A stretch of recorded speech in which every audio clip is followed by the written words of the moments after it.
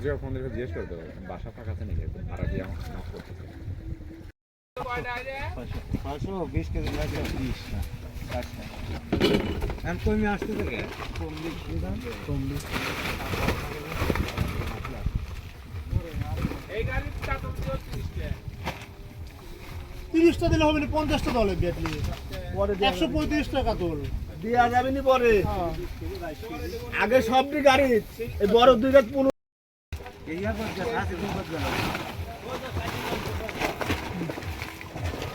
জাপানি কিন্তু ভালো বাধা দিতে